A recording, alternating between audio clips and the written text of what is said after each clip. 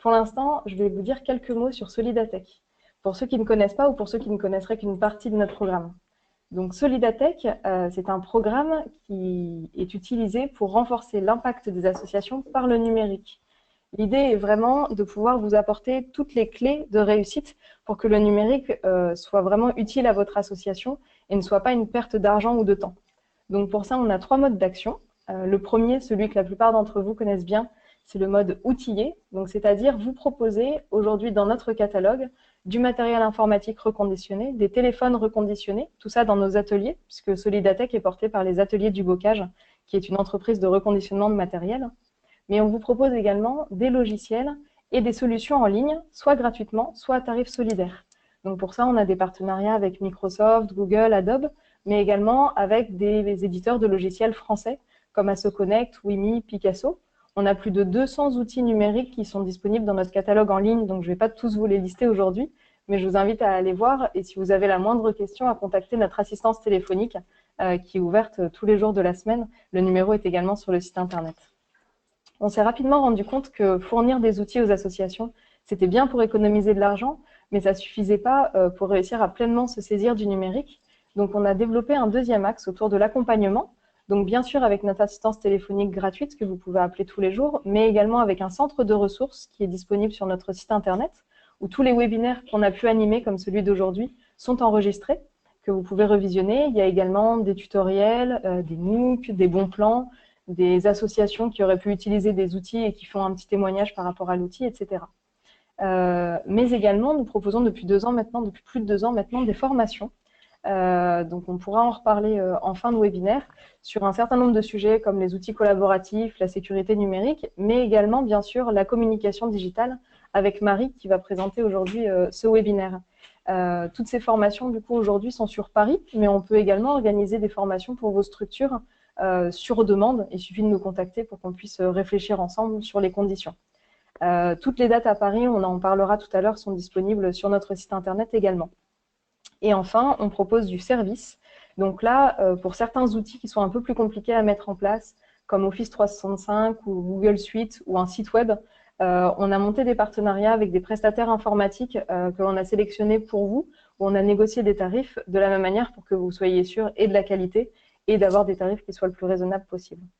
Et enfin, Solidatech, c'est de l'innovation, puisqu'on accompagne au quotidien des structures qui ont décidé de monter elles-mêmes des projets numériques, comme par exemple Ordyslexie, où c'est une personne qui a monté un outil basé sur un tablette PC avec un soft dédié aux enfants qui ont des troubles de l'apprentissage pour qu'ils puissent être autonomes à l'école de la même manière que tous les autres enfants. Si vous voulez en savoir plus, n'hésitez pas à vous rendre dans la partie explorer nos projets sur notre site internet. Juste quelques chiffres clés sur Solidatech. Aujourd'hui, nous accompagnons plus de 22 000 structures au quotidien. Nous avons distribué plus de 300 000 outils depuis notre naissance en 2008, ce qui représente pour le secteur associatif une économie de plus de 100 millions d'euros par rapport au prix public des solutions que l'on propose. Si vous avez des questions sur Solidatech, n'hésitez pas, on pourra également y revenir en fin de webinaire si vous voulez qu'on approfondisse un ou deux points. Mais maintenant, je vais laisser la parole à Marie pour qu'elle puisse vous parler du sujet du jour, les réseaux sociaux. Merci Claire. Donc bonjour à tous. Je vous mets tout de suite le support, si ça marche. Ça marche, très bien. Ça marche, parfait. Hop, voilà. Donc du coup, bienvenue à tous. Hop, voilà. Bienvenue à tous. Donc je suis Marie Bélanger, fondatrice de Riscom. Riscom, très rapidement, on est une agence de communication responsable. On travaille majoritairement avec les acteurs de l'ESS, que ce soit des associations, des startups, des entrepreneurs, et on les accompagne, on les conseille et les accompagne de deux manières, soit justement par le biais de formation. Le but est de pouvoir autonomiser les associations sur les différents sujets de la communication digitale notamment, ou en les accompagnant ensuite directement sur des problématiques précises, en mettant en place des stratégies, en accompagnant sur les médias sociaux, sur le crowdfunding et globalement sur tout ce qui peut être lié à la communication digitale. Aujourd'hui, ça va faire 2 ans, je crois maintenant, qu'on propose des formations avec Solidatech à tarif solidaire sur, voilà, sur ces divers sujets de communication digitale. Donc le sujet aujourd'hui, c'est vraiment donc bien utiliser les médias sociaux pour votre association. Alors, je ne connais pas votre niveau sur les médias sociaux. Je voulais rapidement, pour commencer, faire un petit point sur ce qu'étaient les médias sociaux et un petit peu ce qui existait aujourd'hui en 2017. Donc, le panorama que vous voyez à l'écran est pas du tout exhaustif, clairement. Mais en fait, les médias sociaux ont 6 usages principaux qui sont, alors là, vous voyez, vous pouvez voir en haut à gauche du panorama, le réseautage, donc tout ce qui va être réseautage de manière générale, où là, on va être plutôt sur des outils, des médias en fait, qui sont faits du coup pour garder le lien et pour notamment faire des mises en relation. Ça va être le cas comme Viadeo, LinkedIn sur des réseaux professionnels, mais ça peut être également le cas d'applications comme Tinder ou Appen que vous connaissez peut-être à titre personnel, où là on est sur la mise en relation de personnes, de célibataires. Les médias sociaux en fait de manière générale, c'est tous les outils qui vont être tous les usages maintenant collaboratifs que l'on a dans le web 2.0 et donc ce qui fait aujourd'hui la force d'Internet et du digital de manière globale. Donc on a vu, il y a tout ce qui va être plutôt réseautage, on a aussi tout ce qui va être plutôt publication, où là on va pouvoir publier des choses notamment grâce à des plateformes de blog, mais également, donc là on voit par exemple WordPress, pour n'en citer qu'un. On va avoir donc en publication aussi tout ce qui va être Wikipédia notamment, où là on va pouvoir publier du contenu qu'on va pouvoir l'intérêt que tout le monde en fait aujourd'hui puisse prendre la main sur Internet. C'est plus simplement une personne qui va parler à tout le monde, mais c'est tout le monde qui peut parler entre soi, tout le monde peut devenir acteur et contributeur du web aujourd'hui.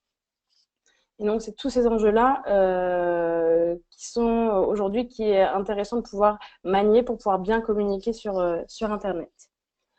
Le troisième type d'usage, ça va être tout ce qui va être le partage. Donc, partage de vidéos, par exemple. On a ici YouTube, Dailymotion, Vimeo.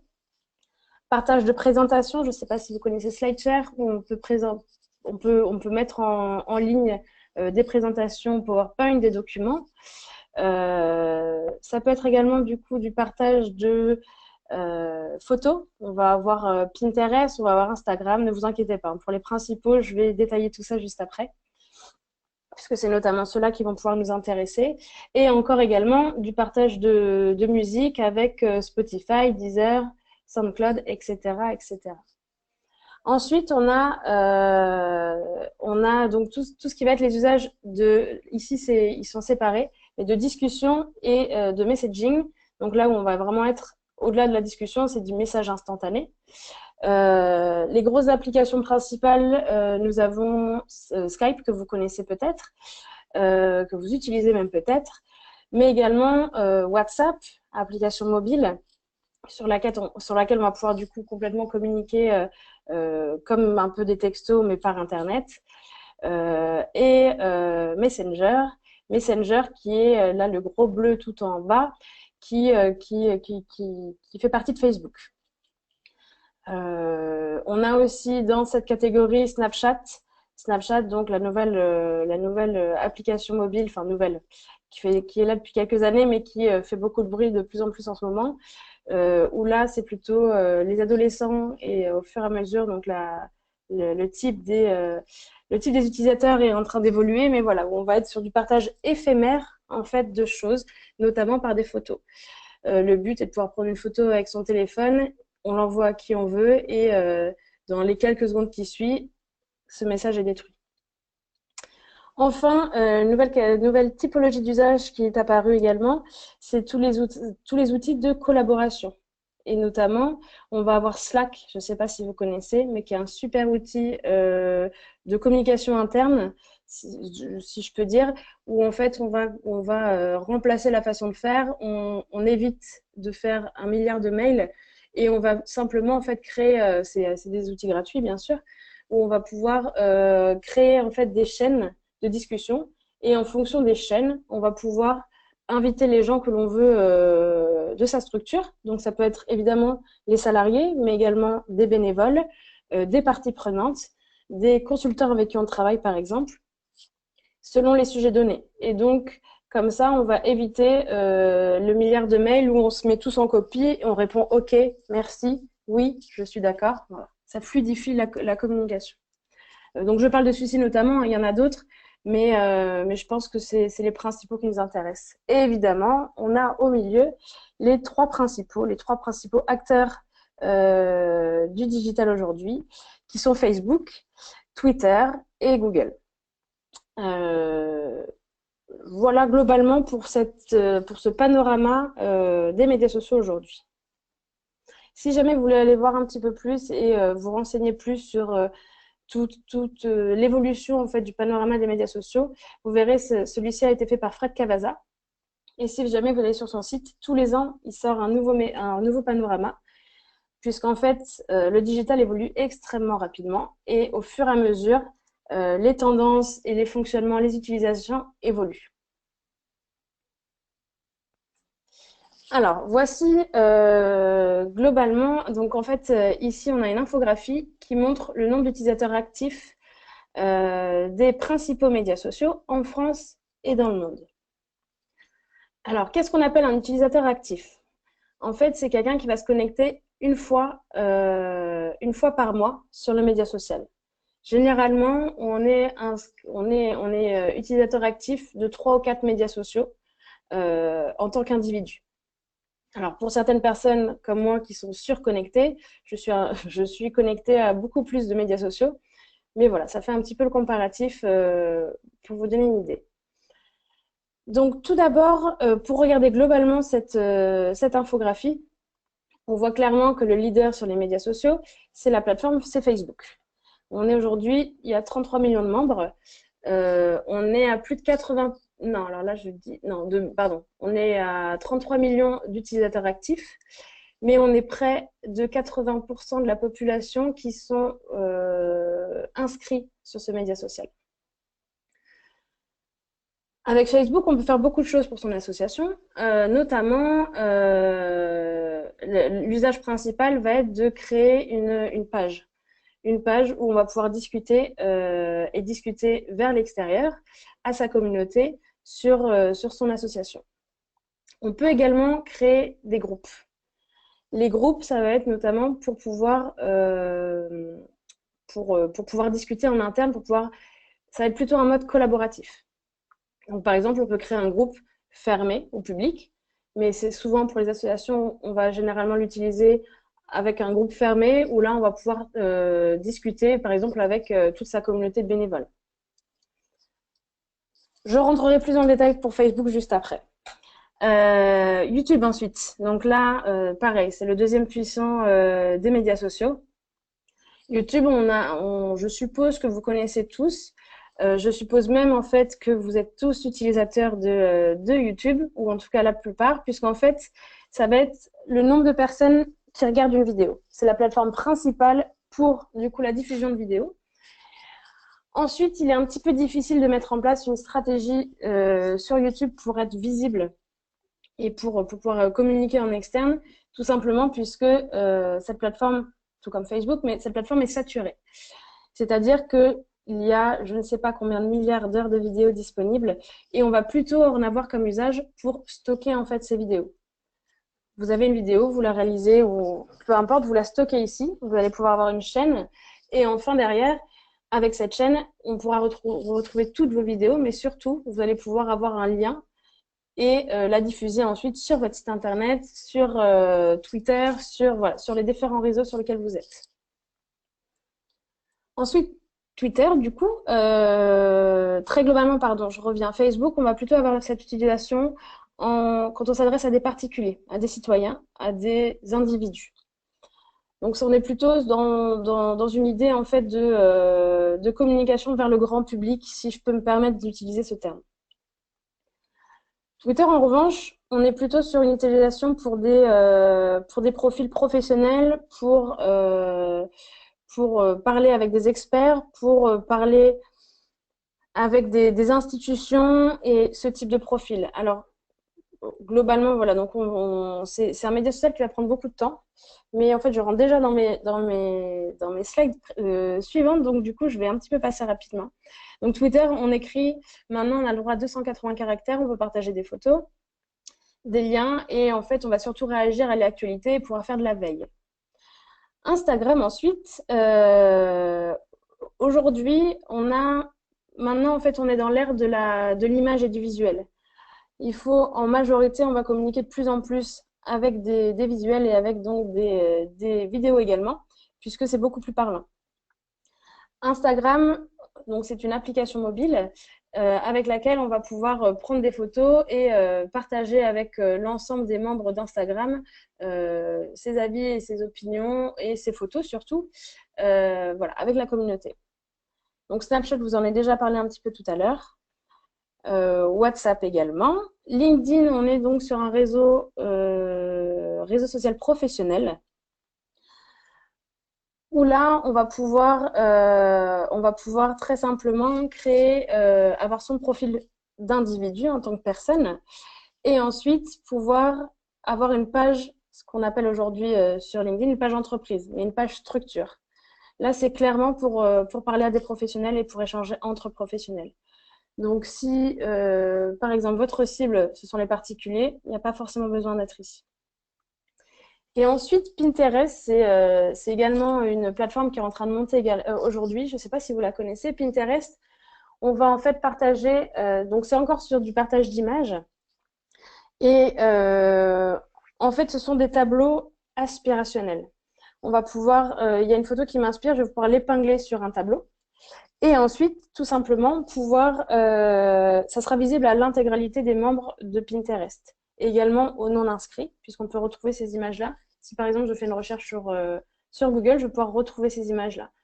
Donc, l'enjeu et l'intérêt quand on est une association, ça va plutôt être de créer des tableaux qui sont liés à des sujets, à des thématiques qui sont liées à notre association, pour pouvoir partager en fait au-delà de la photo, intéresser les gens et que les gens puissent venir voir un petit peu comment ça fonctionne et en savoir plus sur votre structure. Mais on est clairement dans du partage d'images à la base et d'images inspirationnelles.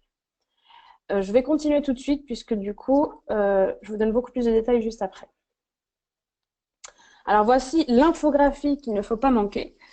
Où vous avez un maximum d'informations. J'ai fait un mélange en fait de plusieurs pages en fait de cette infographie existante. Vous avez la source en bas, si vous voulez aller voir plus de détails là-dessus. Mais au moins, vous pouvez avoir clairement l'idée de comment va fonctionner chaque plateforme. Donc, du coup, je reprends à partir de Facebook.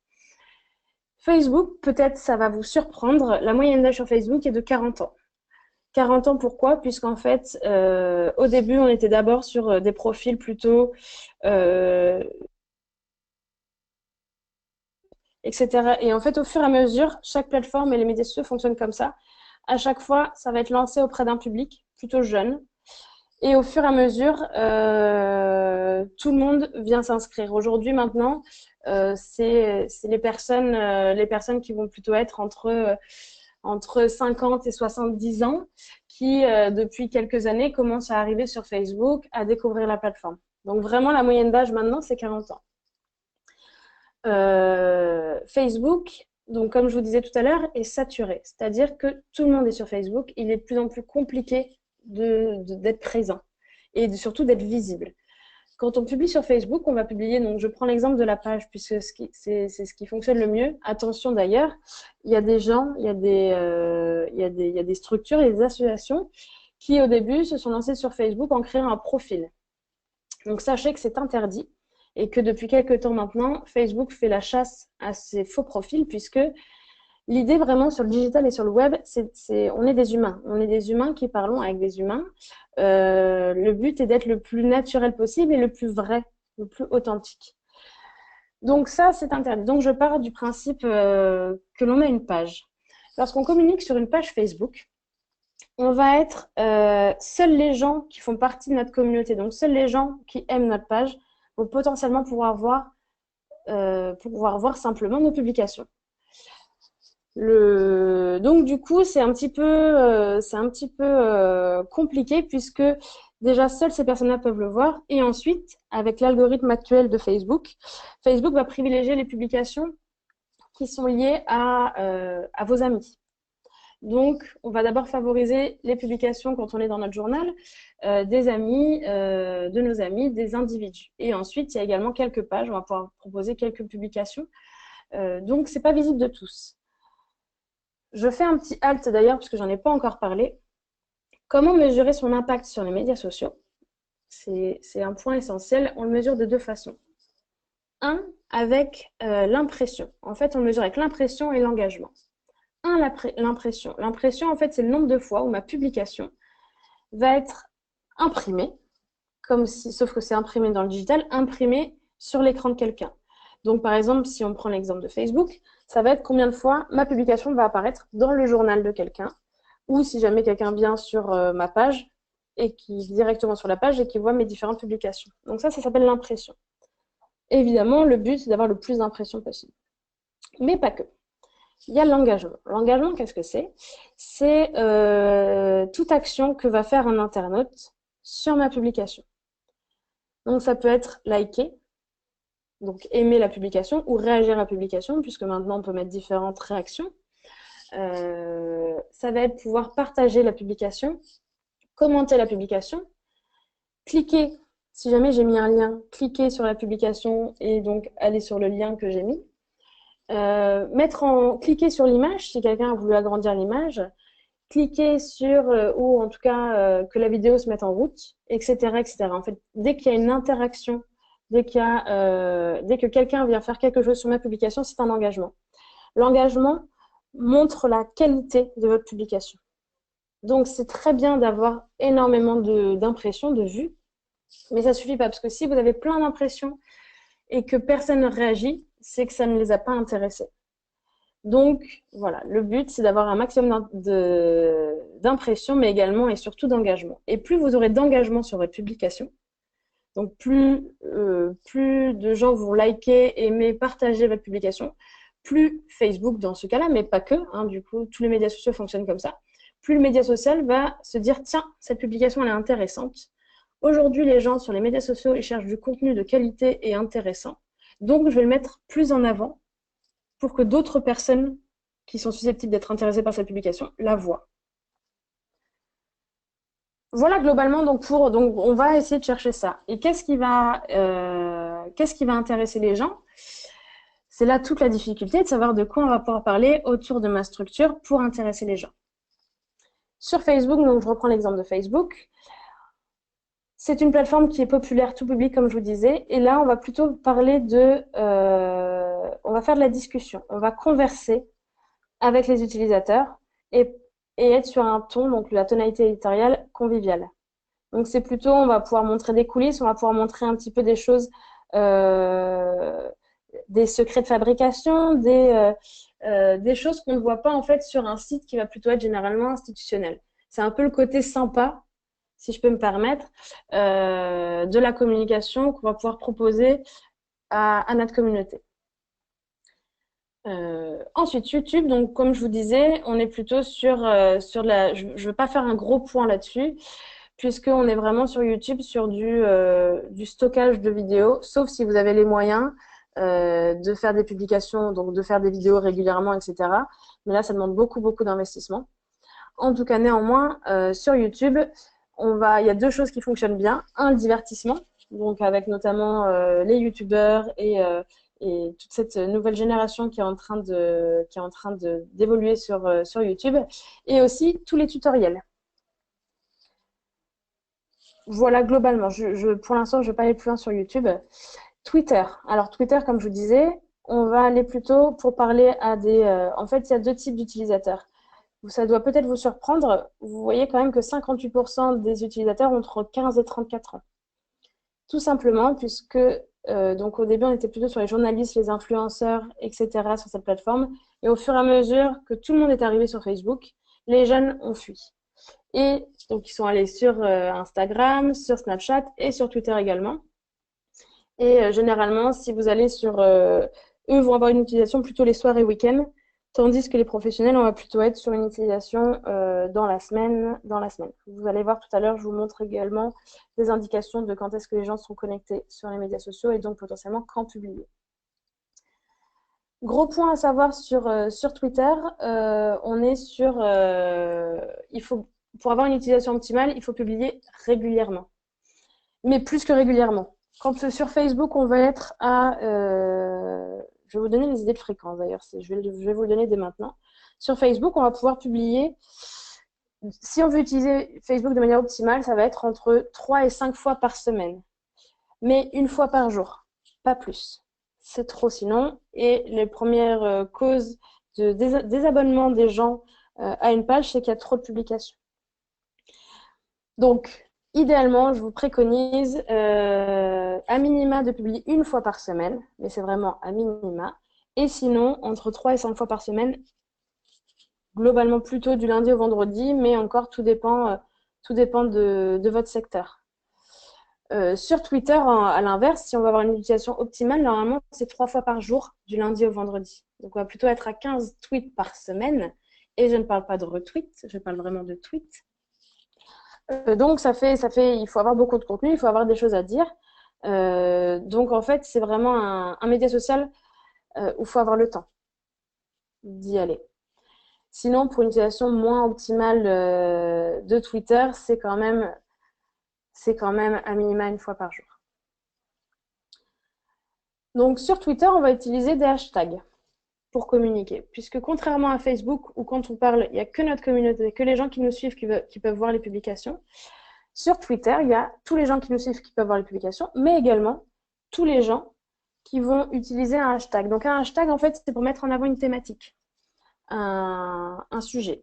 Donc, par exemple, si je mets hashtag médias sociaux, tous les gens qui font leur veille sur Twitter vont pouvoir, et qui font leur veille sur ce hashtag, vont pouvoir voir cette publication. Donc, ce qui est super quand on veut augmenter sa communauté. Donc, il ne faut pas hésiter à mettre d'ailleurs plusieurs hashtags quand on va tweeter.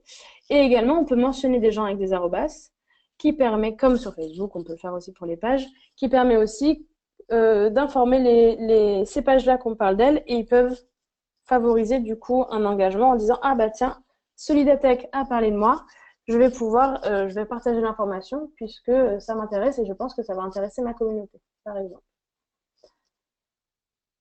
Voilà globalement. Et ce qui est intéressant aussi avec Twitter, c'est qu'on peut faire du live, qu'on peut faire aussi d'ailleurs maintenant avec les vidéos et Facebook Live. Mais voilà, on va pouvoir être là à un événement et pouvoir tweeter ce qui se passe en réel, en temps réel.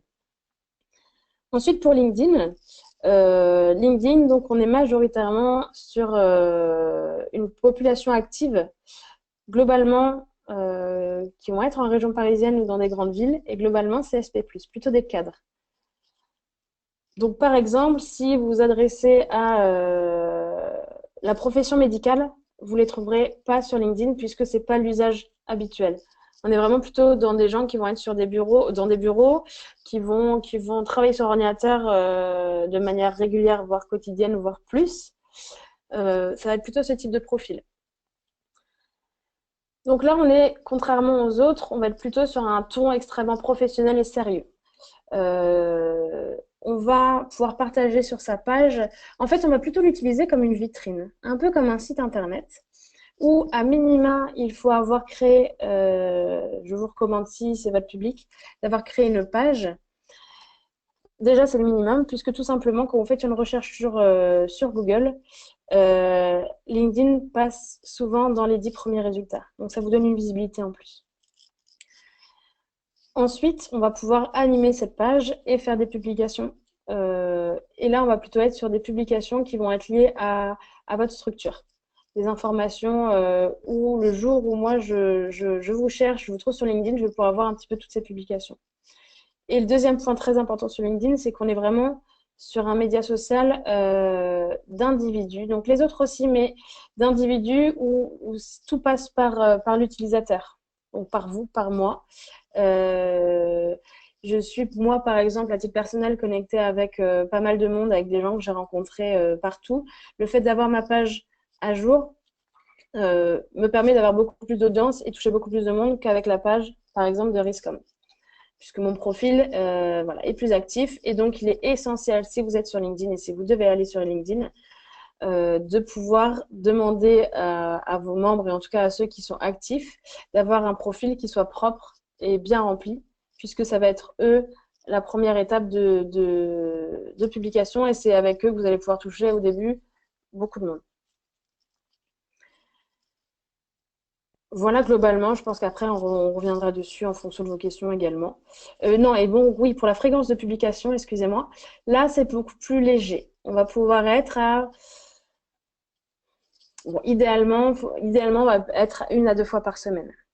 Et sinon, à minima, déjà, si vous publiez une fois par mois ou une fois tous les 15 jours, c'est déjà bien. Snapchat maintenant, je vais y passer assez peu de temps. Tout simplement puisque donc c'est un média social qui est montant et d'avoir une présence pour sa structure est un peu plus compliqué. Là, il faut avoir vraiment des ressources en interne. Il n'y a pas encore de grandes règles. Globalement, comme vous pouvez le voir, c'est vraiment une population d'adolescents. Et on est au fur et à mesure en train d'évoluer. Là, on est en train d'évoluer doucement sur les trentenaires. Et voilà, ça avance au fur et à mesure. Au fur et à mesure, la population devient entre guillemets plus âgée sur ce média social. Mais voilà, c'est un média social complètement décalé, jeune, décomplexé, comme je vous disais, puisque c'est éphémère et qu'on va pouvoir les images, normalement, sauf quand les gens font des copies d'écran, enfin des screenshots, comme on dit, mais généralement, la publication est supprimée juste derrière. Et donc, du coup, nos deux derniers, ça va être Instagram et Pinterest. Donc, Instagram, aujourd'hui, majoritairement, c'est des 15-34, mais c'est en train d'évoluer encore et encore. C'est vraiment le média social à la mode et qui permet en fait deux choses. Un, donc c'est vraiment que du partage de photos, mais qu'on va pouvoir retoucher. Donc généralement, il y a une grosse attention portée sur la qualité de la photo. Et également tout le côté coulisses, puisque à la base, c'est quand même un média social c'est une plateforme mobile, c'est une application mobile, pardon. Et donc, du coup, on va pouvoir montrer en direct ce qui est en train de se passer, ce qu'on a envie de montrer dans notre activité de tous les jours. On va pouvoir, sur Instagram, l'intérêt d'Instagram, c'est qu'on peut rapidement aussi faire évoluer sa communauté. Puisque, comme Twitter, on va utiliser des hashtags. Et en utilisant ces hashtags, tous les gens qui vont faire une recherche sur ce mot-clé vont pouvoir voir nos publications. Sur Instagram et sur Pinterest, l'engagement est extrêmement fort, puisque justement, on n'est plus sur une plateforme qui est saturée comme Facebook, par exemple, où là, les gens n'hésitent pas sont très, très actifs, en fait. Pour la publication, on est généralement sur maximum 1 fois par jour et après, tout dépend de l'implication que vous voulez y mettre, du contenu que vous pouvez y mettre, etc. Et enfin, Pinterest. Pinterest, donc, qui est le petit montant aujourd'hui. Alors, sans aller dans les clichés, mais un petit peu quand même, en fait, c'est un média social aujourd'hui principalement féminin. Là, on est à 77% de profils qui sont des femmes. Alors, tous ces chiffres, excusez-moi, les profils utilisateurs, c'est en France. C'est vraiment les profils des Français. Voilà, on est majoritairement sur donc des femmes plutôt mères et en fait qui donc voilà, on va être les femmes actives. En gros, si votre public cible sont les femmes, enfin sont ce type de profil, il faut essayer d'y aller. Si c'est pas le cas, c'est pas obligatoire. Pinterest, on est donc sur 4-5 sujets majoritaires où en gros, si on est sur du do it yourself, de la mode, de la déco, de la cuisine et de l'art de vivre, voilà, c'est ce qui marche le plus, c'est les sujets qui sont les plus tendances sur Pinterest. Et du coup, il va falloir essayer de voir comment essayer de s'intégrer et comment éventuellement mettre une stratégie sur Pinterest. Voilà globalement. Donc évidemment, en fait, j'aurais pas parlé de stratégie, mais la base pour les médias sociaux, c'est pas simplement d'ouvrir une page et de se dire tiens, je suis présent. Il faut absolument mettre en place une stratégie, et c'est-à-dire définir sur quels médias sociaux je vais, comment je choisis ça, par 3 points. Le premier, c'est quels sont mes objectifs. Mon deuxième, clairement, c'est à qui je m'adresse, quelle est ma cible, quelle est mon audience. Et le troisième point, quel est le message que je veux transmettre. En fonction de ça, on va décider d'aller sur tel ou tel média social. Le but n'est pas d'être présent sur tous les médias sociaux. Ça serait une erreur. Le but n'est pas, tiens, forcément, il faut que je sois sur Facebook. C'est une erreur. c'est vraiment en fonction de ses objectifs, en fonction de sa cible, en fonction de son message. Et je pourrais même rajouter un dernier point, en fonction de ses contraintes. Si je sais que je n'ai que 2 heures par semaine à consacrer aux médias sociaux, typiquement, 2 heures par semaine, c'est compliqué de pouvoir gérer une page optimale sur Twitter. Donc, on va aussi prendre ça en compte. Ok, très bien. Maintenant, on sait un petit peu, on a compris un petit peu comment fonctionnaient les médias sociaux. On a vu aussi du coup que les codes n'étaient pas les mêmes. Voici une image qui va vous permettre, on a pris l'exemple d'un croissant parce que c'est facile et c'est simple de compréhension. Comment on va parler d'un croissant? Donc c'est un sujet assez basique du quotidien. Comment on va pouvoir en parler selon les plateformes?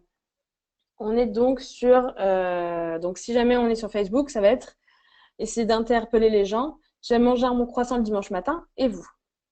Si jamais on est sur Twitter, on va penser à mettre en avant des hashtags. Donc manger un croissant, des fois le bonheur réside dans des choses simples. Hashtag philosophe. Sur Instagram, on va prendre une photo du croissant en disant magnifique croissant du matin, hashtag croissant matin, hashtag plaisir. Pour YouTube, on va plutôt faire un tutoriel, comment faire des croissants maison. Snapchat, là ça va être hello de bon matin, posé avec mon croissant, avec une photo de moi avec mon croissant. Contrairement à Instagram où là ça va être une photo belle de notre croissant, sans nous. Sur LinkedIn, ça va être les 5 astuces pour devenir un expert du croissant maison. Et on va avoir toute une explication là-dessus. Pinterest, ça va être une photo avec ma super cuisine où je prépare mes croissants. Donc c'est vraiment pour vous montrer qu'on va avoir des tons différents selon les médias sociaux et que même si on parle du même sujet, on n'en parle pas de la même manière et on ne va pas le traiter de la même manière sur les différents médias sociaux. Quand publier? Alors là, vous avez donc les principaux médias sociaux et quand est-ce qu'on doit plutôt publier? Donc là où c'est important de s'arrêter, c'est sur les moments privilégiés. Les moments privilégiés, donc c'est là où on vous préconise de faire des publications. Les pics de l'audience, c'est là où donc il y a, comme son nom l'indique, des pics d'audience, mais ça ne veut pas dire qu'on doit publier à ce moment-là, puisque si tout le monde publie au même moment, on ne va pas forcément ressortir. Et enfin, les pires moments pour publier. Donc, par exemple, je vous laisserai regarder ça tranquillement, mais par exemple, pour prendre Facebook, les moments privilégiés, c'est généralement tous les jours, de 13 à 16 heures, un pic d'audience mercredi 15 heures, et les pires moments, ça va être le week-end, encore une fois, tout dépend de votre audience, et sinon la nuit. Donc par exemple, publier tout ce que vous avez à publier le dimanche à 22 heures, c'est pas la bonne idée. Ensuite, dans le tableau, vous allez voir, par exemple, pour Twitter, dans les pires moments, j'ai mis TLJ, donc ça veut dire tous les jours. Voilà. Et ensuite, et oui, donc évidemment, ça, c'est des grandes règles.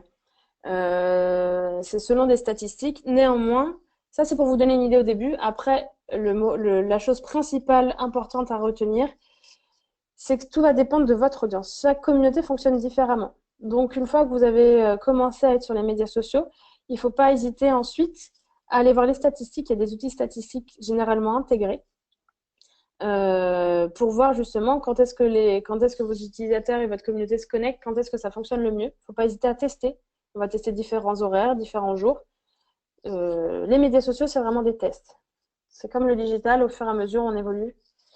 Et ensuite, on va pouvoir voir qu'est-ce qui fonctionne le mieux auprès de notre communauté. Donc, je regarde juste. Voilà, donc du coup, j'ai encore 5 minutes et je peux continuer à vous parler de quand publier. J'étais plus sûre si j'avais une slide derrière. Alors, donc on vient de voir Facebook. Twitter, c'est plutôt du lundi au jeudi. Ça, si on s'adresse à un public institutionnel, d'experts, d'influenceurs et plutôt professionnel. Donc, du lundi au jeudi, plutôt entre 9 et 15 heures. Plus également si on est par exemple en soirée à une conférence où là, on va pouvoir faire beaucoup de live tweets. Si jamais on s'adresse plutôt aux adolescents, dans ce cas-là, ça va plutôt être donc, comme je vous disais, le soir et le week-end. Les pics d'audience, c'est généralement à midi et à 17-18 heures. Et après le week-end, il y a très peu d'utilisation, ou les soirs après 19 heures, sauf s'il y a une conférence ou sauf s'il y a un événement. LinkedIn, on va être plutôt du mardi au jeudi. Et les meilleurs moments pour publier, ça va être 10-11 heures du matin ou 17-18 heures. Je pourrais même rajouter d'ailleurs, excusez-moi, j'ai mis 10-11 heures du matin, mais ça peut être également en fait tout le matin, de 7 à 11 heures. Puisqu'on voit qu'il y a un pic d'audience. En fait, les pics d'audience sont pendant les heures généralement de trajet pour aller au bureau. Donc 7-8 heures et ensuite 17-18 heures. Gros pic d'audience le mardi de 10 à 11 également. Et enfin, les pires moments, c'est lundi et vendredi, puisqu'en fait, les gens sont peu connectés sur LinkedIn ces jours-là, tout simplement. Et bien sûr, le week-end. Mais voilà, en semaine, c'était lundi, vendredi, et ensuite les soirs et les nuits. Pinterest, en fonction du public, donc là, on est plutôt les moments privilégiés le samedi. Sinon, tous les jours, de 14 à 16 ou après 20 heures. Pourquoi? Là, désolé, je vais aller dans les clichés. Mais pourquoi, si on est sur un profil plutôt de maman, dans ce cas-là, ça va être pendant l'heure de la sieste et après 20 heures quand les enfants sont couchés où on a du temps pour aller s'inspirer et aller se balader sur Pinterest. Donc les pics d'audience, c'est le soir et en général, il y en a un particulier le samedi de 20 heures à 23 heures. Le pire moment pour publier, c'est pendant les heures de bureau. Et enfin, Instagram, il n'y a pas forcément de moment privilégié. Enfin, les gens ne sont pas encore d'accord, les experts ne sont pas d'accord sur quand publier puisqu'il y a tellement d'engagement tout le temps que potentiellement, c'est pas très grave. Vous pouvez publier à n'importe quel moment, tous les jours. Les pics d'audience sont le matin et après 17 heures. Simplement, on vous préconise de ne pas publier de 15 à 16, puisqu'en fait, tout le monde fait ça. Enfin, tout le monde a fait ça, et aujourd'hui, c'est saturé quand on publie à cette heure-là, et du coup, on ressort assez mal dans les résultats. Voilà, globalement, je pense que je vous ai dit tout ce que j'avais à dire pour un début sur les médias sociaux. Merci beaucoup, Marie. Voilà. C'était très complet. On a déjà quelques questions, mais s'il y en a Très qui bien. le souhaitent, voilà, n'hésitez pas à reposer vos questions à l'écrit ou à utiliser le petit bouton orange pour lever la main pour que je vous donne la parole. On va simplement commencer avec une question assez concrète. Est-ce que tu connais Buffer? Qu'est-ce que tu penses de Buffer? Et est-ce que tu connais un meilleur outil qui soit également gratuit? Excellente question. Que je n'ai pas forcément eu le temps en fait de traiter tous les outils justement pour vous faire gagner du temps. Donc c'est une super question et je suis contente qu'on me l'ait posée pour pouvoir aller plus loin. Alors oui, je connais Buffer. Alors donc pour reprendre pour tout le monde, si tout le monde ne sait pas ce qu'est Buffer, en fait on a des outils qui sont à notre disposition pour pouvoir publier et pouvoir programmer, planifier ces publications, que ce soit sur Facebook, que ce soit sur LinkedIn, Instagram et Twitter évidemment. Alors à chacun son outil. Moi je vais vous parler de Buffer, je vais vous en parler de d'autres également. Chacun a des avantages, inconvénients, chacun a des avantages et des inconvénients. Mais le but, en tout cas, de ce type d'outil, c'est de pouvoir aller, de pouvoir planifier, programmer ces publications pour pas devoir forcément être là à l'heure où on a envie de publier. Donc, il y a d'abord les outils intégrés. Facebook vous permet de programmer des publications. Donc, ça peut être, vous pouvez décider d'avoir pour chaque média social votre outil, enfin l'outil intégré. Donc pour Facebook, c'est directement intégré. Pour Twitter, ça s'appelle TweetDeck. Je vais vous l'écrire tout de suite dans le chat. Hop, TweetDeck, qui est un outil moi que j'aime beaucoup. Enfin, je le trouve plutôt simple d'utilisation et qui permet en fait de pouvoir programmer ses tweets, faire sa veille en ajoutant des colonnes. Il faut se créer un compte évidemment et en créant des colonnes pour tiens là je vais mettre une colonne hashtag association et je vais pouvoir voir tout ce qui se raconte sur le sujet des associations, enfin, sur ce hashtag sur Twitter. Et on va avoir sinon à l'inverse des outils plutôt généraux. Donc Buffer, je vais commencer par Buffer. Buffer, c'est un outil qui permet de programmer des choses et qui a une extension dans un navigateur. Donc, si par exemple, je suis en train de lire un article et je me dis, tiens, ça serait intéressant de le partager, on va pouvoir cliquer sur l'extension et tout de suite, il y a une petite fenêtre qui va s'ouvrir et je vais pouvoir déjà écrire ce que j'ai envie de mettre dans ma publication et décider que ça va être publié prochainement sur mon compte, par exemple LinkedIn.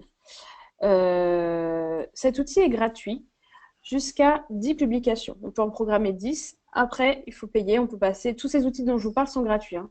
Mais après, forcément, il y a une option premium où on peut passer au stade au-dessus. Donc, moi, Buffer, j'aime bien. Et à titre personnel, et là, ce n'est que mon avis. Donc, il existe autant d'outils que personne. Donc, c'est à vous de trouver les outils qui vous sont les plus simples d'utilisation. Buffer, moi, à titre personnel, je l'utilise pour mon compte LinkedIn, pour partager des articles, puisque c'est là-dessus, enfin, c'est là-dessus où je le trouve particulièrement pertinent. Il y en existe d'autres, d'outils où on va pouvoir gérer plusieurs médias sociaux. Il y a notamment HotSuite, je vous écris le nom aussi, hop, HotSuite, qui, lui, fonctionne plutôt comme TweetDeck, mais c'est donc pour tous les médias sociaux, et qui permet d'avoir une interface où on va pouvoir rédiger ses publications, les programmer. Gratuit aussi jusqu'à 3 comptes. Donc, par exemple, on peut mettre son compte Facebook, son compte Twitter, son compte Instagram.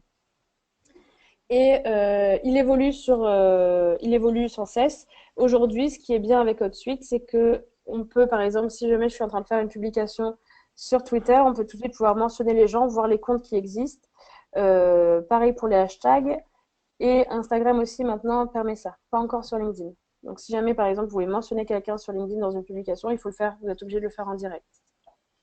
Mais voilà, après, donc c'est à vous de voir comment vous fonctionnez. Soit c'est vous utilisez Buffer ou HotSuite pour gérer tous vos médias sociaux au même endroit, soit à l'inverse, vous choisissez d'avoir des outils différents. Puisque comme on l'a vu, on ne parle pas non plus de la même manière sur chacun des médias sociaux. Et il faut voir ce qui vous intéresse le plus. Est-ce que juste pour compléter ça, tu connais un outil qui analyse les hashtags sur Instagram, Twitter, etc. Tout à fait. Alors, j'en connais plusieurs. Alors là, je vous en écris un, c'est hashtag. Alors, il y en a plein en fait. Pardon. Hashtag. Tu peux juste donner un ou deux exemples. Oui, oui, oui. Hashtag Jifimi. Alors, je vous l'écris .me. Ça, c'est un outil pour analyser un hashtag sur Twitter. Ça, c'est pour Twitter. Et qui permet de voir, je vais taper par exemple le hashtag association ou médias sociaux. Ça va me donner tous les hashtags qui sont généralement liés, qui sont généralement liés et s'ils sont beaucoup utilisés ou pas. Donc, c'est très intéressant pour pouvoir voir quel hashtag utiliser, un hashtag plutôt qu'un autre. Ensuite, on va avoir celui que j'aime bien utiliser, mais par contre, il est payant. Après, il n'est pas très cher, mais que j'aime bien utiliser sur Twitter, c'est, juste un petit instant, je retrouve le nom. Je ne retrouve pas le nom. Bon.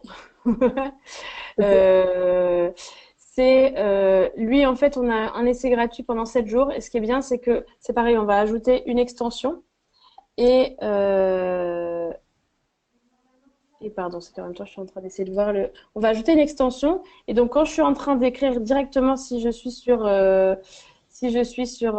Twitter, je vais pouvoir voir tel hashtag et me dire, tiens, il est pertinent ou il n'est pas pertinent. Ça s'appelle Attends, je vous l'écris. Ragtag. Cet outil-là.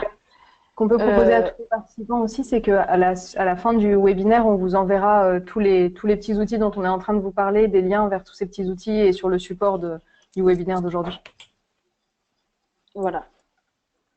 Voilà. Oui. Après, je vais vous en laisser un. Oui. Ouais. Je vais passer la parole à Alain Dreyfus qui lève la main depuis tout à l'heure. Le temps qu'il se prépare, que je lui ouvre son micro, je voulais simplement signifier à tout le monde que les dates que vous voyez sur la slide qui s'est affichée à votre écran, ce sont les dates des formations présentielles qui durent une journée, qui se passent à Paris, donc proposées par Solidatech avec Marie qui vous a fait la présentation de ce matin. Une partie de ces dates sont déjà disponibles sur notre site, les autres arriveront au fur et à mesure. On vous enverra de toute façon le support, vous pourrez avoir les liens pour aller voir un peu plus en détail. Du coup, Alain, je vous alors, juste avant, présentation de ce matin, enfin voilà. Non, Ragtag, je vous disais, si c'est juste pour vérifier la pertinence de mots-clés, si je dis pas de bêtises, ça doit être $50 l'année. Quelque chose comme ça. Donc, ça reste à un tarif extrêmement accessible et ça marche pour Twitter ainsi que pour Instagram. Ok, super. Alain, du coup, vous êtes en ligne si vous voulez prendre la parole. Oui, bonjour. Je pose ma question est, comme beaucoup d'associations, nous avons besoin de récolter des dons. Et quel est, bon, je pense que c'est via Facebook que c'est le plus opportun. Et est-ce que c'est possible sur Facebook déjà? Voilà un petit peu mon questionnement et comment pratiquer. Alors, plusieurs choses. La première chose, on va utiliser les médias sociaux, pas pour une action temporaire. Si jamais, par exemple, je décide de récolter, j'ai besoin de recruter des dons, je ne vais pas simplement arriver sur Facebook et dire je veux récolter des dons. On n'aura pas de communauté existante. Et en fait, ce genre d'action va plutôt marcher quand on a une communauté déjà existante. Donc, une présence sur les médias sociaux, c'est quelque chose de régulier, quotidien, et c'est un travail qu'on va garder tout le temps.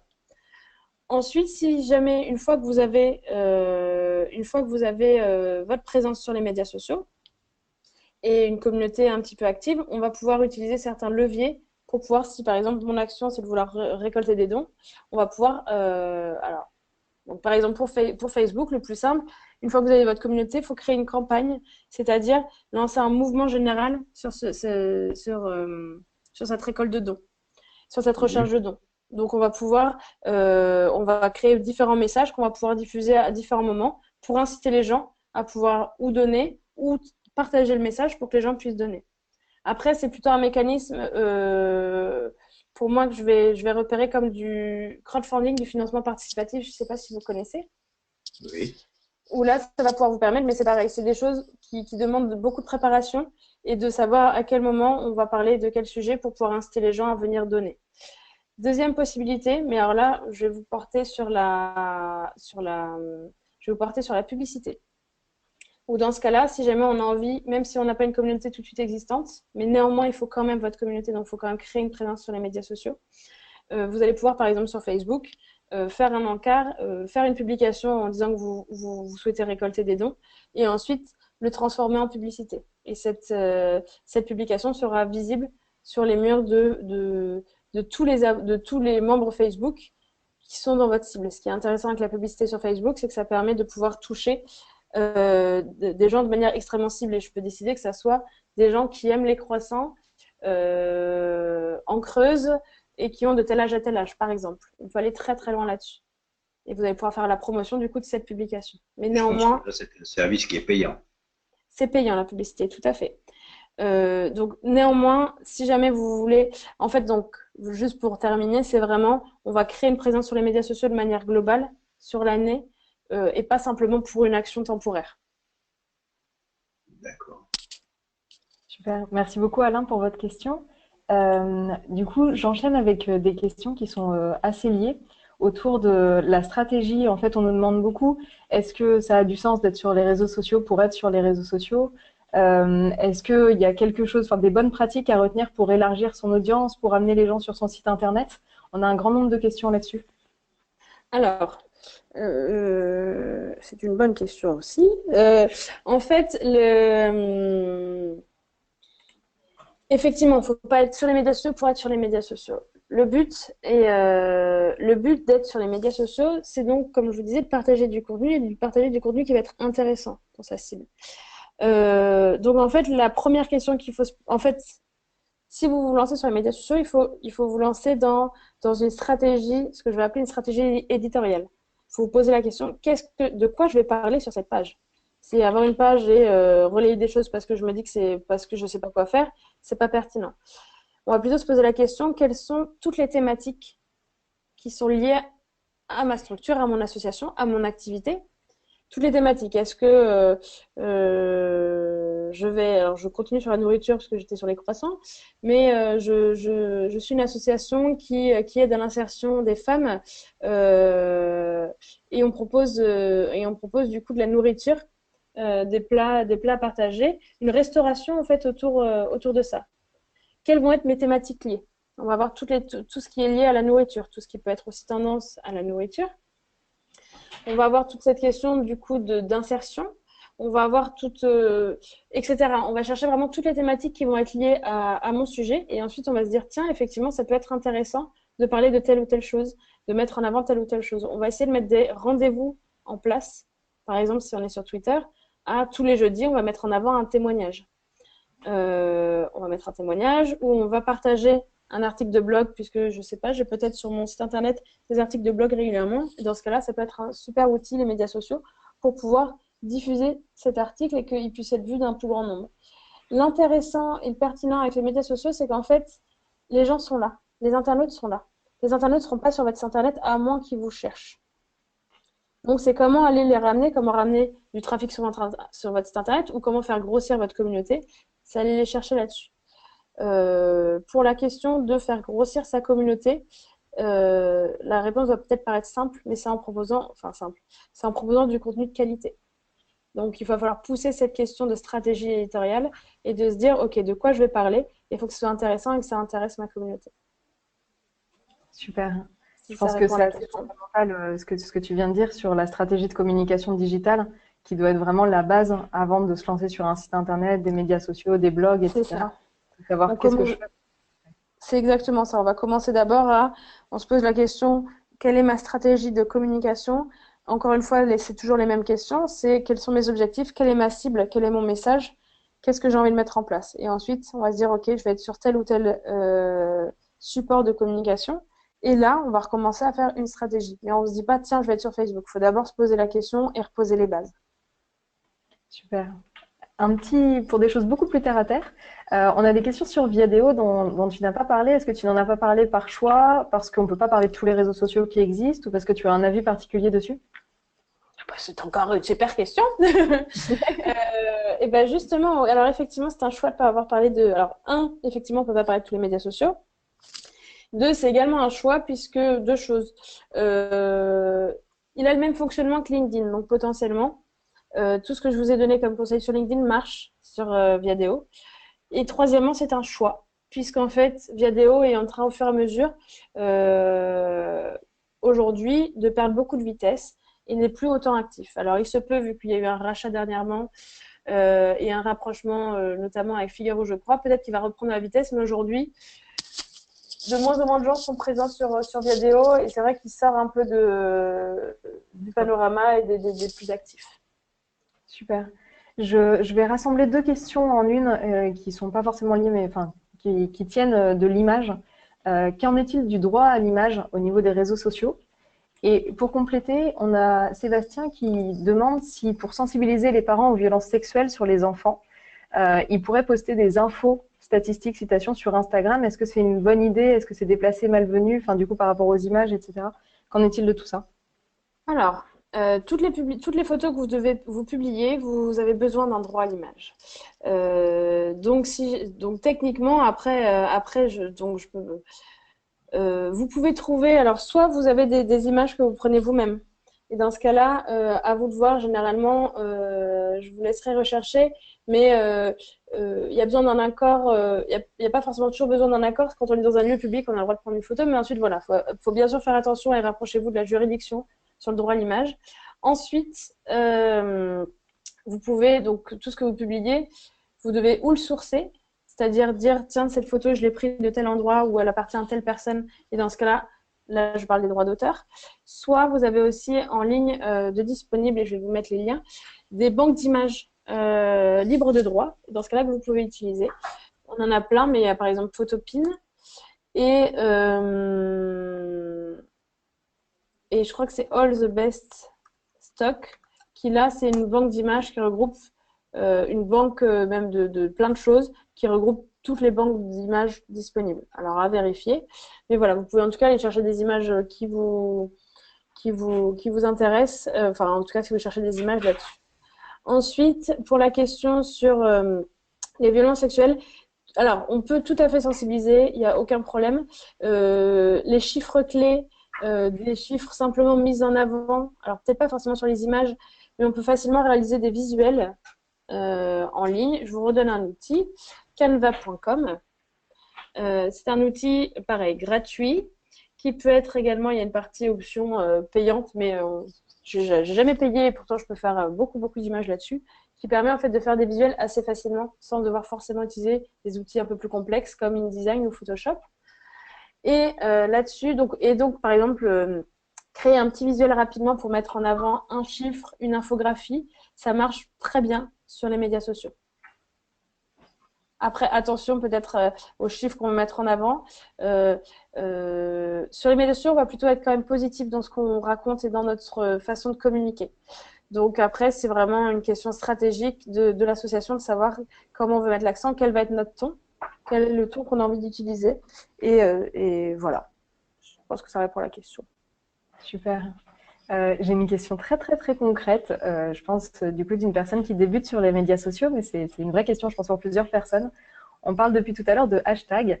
Est-ce que les hashtags, c'est quelque chose qui existe à un endroit qu'on peut aller chercher? Est-ce que quand on tape un dièse et qu'on écrit un mot, il y a des mots qui s'affichent et on va pouvoir choisir? Est-ce qu'on peut en créer un? Si on doit aller les chercher, où est-ce qu'on peut aller les chercher, etc. Alors, ces hashtags, en fait, donc, je parle de hashtags, on va les utiliser. Donc, il y a 2 médias sociaux, c'est Instagram et Twitter. Pour Twitter, si jamais vous voulez savoir, alors, il n'y a pas un endroit où on peut retrouver tous les hashtags existants. Néanmoins, sur Twitter, tout en haut à droite, vous avez une barre de recherche. Et donc ici, en fait, vous pouvez tester et vous pouvez taper un hashtag. Si par exemple, je vais taper hashtag association, je vais pouvoir voir toutes les personnes qui sont liées à ce hashtag. Donc, il y a plusieurs onglets. Je vais pouvoir voir récemment qui a parlé de ce hashtag, etc. Donc, du coup, ce qui est intéressant, évidemment, c'est d'utiliser des hashtags qui sont beaucoup utilisés pour être le plus visible possible. Après, à voir comment on s'organise là-dessus. Et ensuite, oui, on peut créer des hashtags. Donc, en fait, pour savoir si le hashtag existe ou pas, juste on va le taper dans la barre de recherche. Si on voit qu'il n'y a aucun résultat, ça veut dire que personne n'a parlé sur ce hashtag, ça veut dire qu'il n'existe pas. Donc, on peut créer un hashtag. Néanmoins, il faut vraiment se poser la question de pourquoi. Est-ce que c'est juste parce que j'ai envie d'utiliser ce hashtag et dans ce cas-là, parce que là, ça m'intéresse sur cette publication? Dans ce cas-là, il n'y a aucun intérêt, puisque du coup, on ne ressort pas sur une thématique clé. Si en revanche, on veut créer un événement et du coup créer un hashtag qui est lié à cet événement, et on veut faire du bruit pendant plusieurs mois sur ça, on va créer un hashtag dédié. Et on sait que ce sera notre hashtag et le but est que les gens le reprennent. Voilà. Super. On va finir avec 2 questions. Et du coup, juste je recoupe. Donc, je viens de donner l'exemple de Twitter, mais donc sur Instagram, c'est pareil. On va les fouiller, on va aller taper le hashtag, voir s'il existe et voir s'il y a déjà des publications sur ce sujet-là. Mais en soi, on peut créer autant de hashtags qu'on veut. C'est juste qu'il faut se demander la pertinence. Et souvent, il n'y en a pas forcément. Voilà. Super. Bon, on a fait un peu le tour parce qu'on était censé terminer à 3h15. Ce que je vous propose, c'est de prendre juste 2 dernières questions. Et pour les autres, on n'hésitera pas à vous répondre par mail. De toute façon, tout est enregistré dans l'outil. Est-ce que tu peux nous dire 2 mots sur Facebook Pro et est-ce que tu peux nous dire 2 mots sur le fait que Twitter est un média privilégié par la presse dans la sélection de leurs sujets? Est-ce qu'on a plus de chances de se faire repérer par la presse si on est sur Twitter? Alors, bonne question. Alors, Facebook Pro, qu'est-ce que vous entendez par Facebook Pro? Est-ce que c'est le Facebook Pro d'avoir le Facebook dédié à une structure? Je pense que c'est ça dont la personne parle, puisqu'elle demande si c'est adapté aux associations. D'accord. Alors, oui, ça peut être adapté aux associations, néanmoins, il faut payer. Donc oui, ça peut être adapté complètement comme un réseau social dédié à la structure. Ensuite, en fonction de la grosseur de votre association, n'importe quoi, de la taille de votre association, je vous conseille Slack, c'est gratuit jusqu'à X. Enfin voilà, c'est gratuit et c'est quand même extrêmement pratique. Mais ça peut être pertinent si vous êtes une grosse structure. Et voilà, pour créer du lien et pour avoir beaucoup de liens en interne. Mais après, c'est pas forcément le mieux, le plus simple d'utilisation. Ensuite, pour Twitter, alors, oui, effectivement, beaucoup de professionnels journalistes vont publier, vont faire des choses sur Twitter. Après, c'est pas parce que j'ai fait un tweet que je vais être repérée et que ma publication va être vue. On va plutôt essayer d'interpeller les journalistes, d'interpeller les influenceurs, mais encore une fois, c'est un travail de fond. C'est pas juste je fais une publication et on parle de moi. C'est absolument pas comme ça. Ils croulent sous les mains. Il y a énormément de gens partout. Donc voilà, ça va être plutôt essayer de les repérer, savoir qui ils sont et au fur et à mesure aller voir pour essayer de discuter avec eux, pour leur mettre en avant des choses. Mais par exemple, si vous voulez que votre publication soit vue, n'hésitez pas à mentionner des influenceurs, mentionner des médias. Après, tout est relatif. On ne touche pas forcément tout le monde comme ça et essayer de voir des gens qui sont intéressés par le sujet dont vous parlez. Dernière chose là-dessus, puisque je ne l'ai même pas mentionné, comme je vous disais, on parle de contenu sur les médias sociaux, on ne fait pas de publication d'autopromotion.